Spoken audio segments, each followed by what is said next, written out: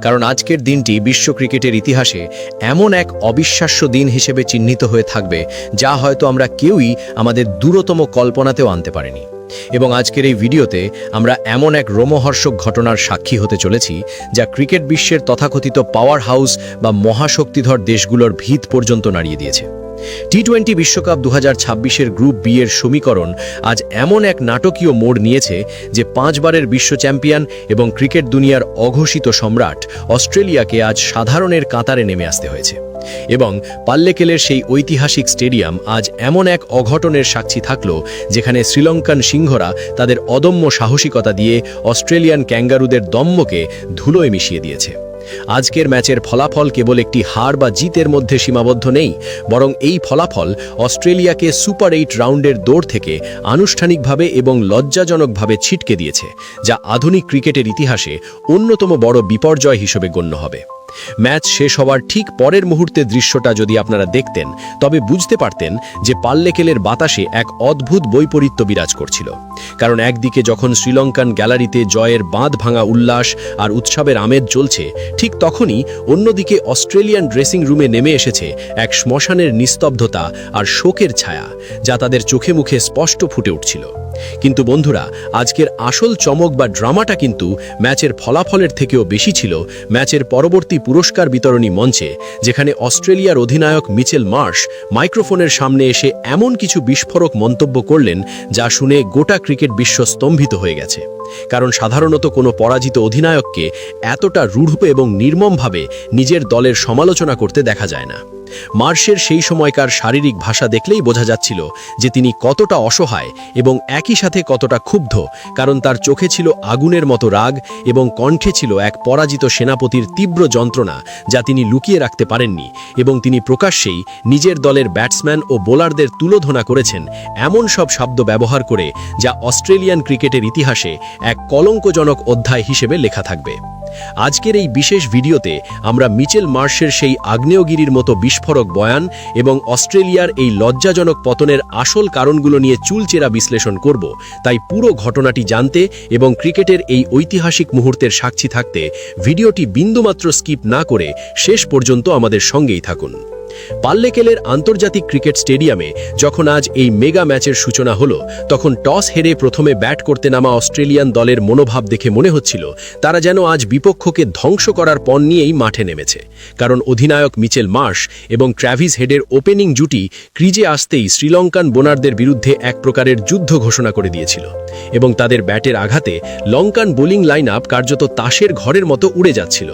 মাত্র 10 ওভারের মধ্যেই অস্ট্রেলিয়ার স্কোরবোর্ডে 100 রানের সেই জাদুকরী সংখ্যাটি পার হয়ে গিয়েছিল, যা দেখে মনে হচ্ছিল আজ পাল্লেকেলের মাটিতে রানের বন্যা বইবে। এবং সেই সময় গ্যালারিতে উপস্থিত বা টেলিভিশনের সামনে বসা প্রত্যেক ক্রিকেট প্রেমীর মনে একটাই ধারণা জন্মেছিল যে আজ অস্ট্রেলিয়া এমন এক বিশাল রানের পাহাড় গড়বে যা ডিঙানো শ্রীলঙ্কার পক্ষে প্রায় অসম্ভব হবে। কিন্তু বন্ধুরা, আপনারা তো জানেনই যে ক্রিকেট হলো মহান অনিশ্চয়তার খেলা এবং এখানে আগাম কোনো কিছুই নিশ্চিত করে বলা যায় না। কারণ আসল নাটকীয়তা তখনও বাকি ছিল এবং ঠিক যখনই মনে হচ্ছিল অস্ট্রেলিয়া 250 রানের গণ্ডি পার করবে, তখনই ঘটে গেল সেই অভাবনীয় বিপর্যয়।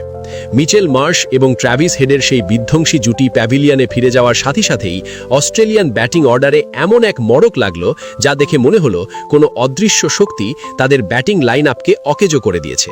কারণ এক সময় যে ব্যাটসম্যানদের দেখে মনে হচ্ছিল তারা রানের জন্য ক্ষুধার্ত বাঘের মতো ঝাঁপিয়ে করবে, তারাই হঠাৎ করে অসহায় আত্মসমর্পণ করতে শুরু করলো। অস্ট্রেলিয়ার যে শক্তিশালী মিডল অর্ডার নিয়ে এত গর্ব ছিল তা আজ পুরোপুরি উন্মুক্ত এবং ব্যর্থ প্রমাণিত হলো। এবং যে স্কোরবোর্ডে 230 বা তার বেশি রান ওঠার কথা ছিল তা পুরো দলের আপ্রাণ চেষ্টার পরেও 20 ওভারে মাত্র 181 রানেই থমকে গেল, যা আধুনিক টি-20 ক্রিকেটের বিচারে এবং অস্ট্রেলিয়ার মতো দলের জন্য অত্যন্ত সাধারণ একটি স্কোর। এরপর শ্রীলঙ্কা যখন এই লক্ষ্য তাড়া করতে নামল, তখন তারা দেখিয়ে দিল যে সংযত এবং বুদ্ধিদীপ্ত ব্যাটিং কাকে বলে। কারণ তারা কোনো তাড়াহুড়ো না করে অত্যন্ত ঠান্ডা মাথায় এবং পরিকল্পনা মাফিক ব্যাটিং করে অস্ট্রেলিয়ার বোলারদের শাসন করে খুব সহজেই জয়ের বন্দরে পৌঁছে গেল এবং অস্ট্রেলিয়াকে বিশ্বকাপ থেকে বিদায় জানিয়ে এক বিশাল অঘটনের জন্ম দিল। ম্যাচের শেষে যখন অধিনায়ক মিচেল মার্শ প্রেজেন্টেশন সেরিমনিতে এলেন, তখন তার চেহারায় হারের গ্লানি এবং নিজের দলের প্রতি তীব্র ক্ষোভ এতটাই স্পষ্ট ছিল যে তিনি কোনো রাগঢাক না রেখেই বা কোনো কূটনৈতিক সৌজন্য না দেখিয়ে নিজের দলের এই জঘন্য পারফরম্যান্সের ওপর নিজের গভীর হতাশা উগড়ে দিলেন এবং ক্যামেরার দিকে সরাসরি তাকিয়ে অত্যন্ত কঠোর ভাষায় নিজের ক্ষোভ প্রকাশ করলেন, যা শুনে উপস্থিত সকলেই হতবাক হয়ে গিয়েছিল। আপনারা শুনলে অবাক হবেন যে মিচেল মার্শ মাইক্রোফোন হাতে নিয়ে গর্জন করে বললেন যে তিনি আজ একজন অধিনায়ক এবং একজন খেলোয়াড় হিসেবে নিজের কাছেই কতটা লজ্জিত বোধ করছেন, কারণ তিনি এবং ট্র্যাভিস হেড যখন ক্রিজে ছিলেন তখন তারা বোলারদের ওপর রীতিমতো তাণ্ডব চালিয়েছিলেন এবং দলের জন্য এমন এক মজবুত ভিত্তি তৈরি করে দিয়েছিলেন যেখান থেকে তাদের আর পেছনে ফিরে তাকানোর কোনো প্রয়োজনই ছিল না। তিনি পরিষ্কার করে দিলেন যে 10 ওভারে 100 রানের বেশি স্কোর থাকার পর আধুনিক টি-20 ক্রিকেটের ব্যাকরণ অনুযায়ী তাদের স্কোর যে কোনো মূল্যে 230-এর কাছাকাছি যাওয়া উচিত ছিল।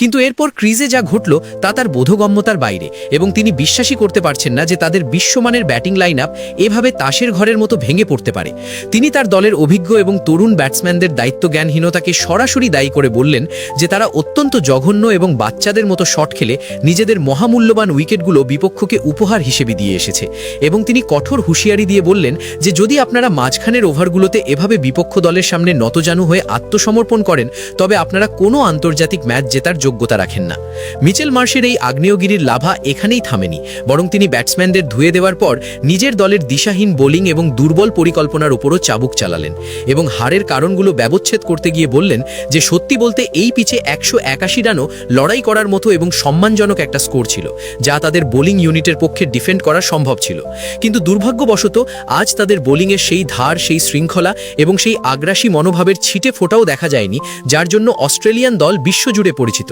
বরং তারা বোলিংয়ের সময় পুরো 20 ওভারে এমন কোনো বিশেষ বা কৌশলগত কিছুই করতে পারেনি যাতে শ্রীলঙ্কান ব্যাটসম্যানদের উপর তিল পরিমাণও চাপ সৃষ্টি হয়।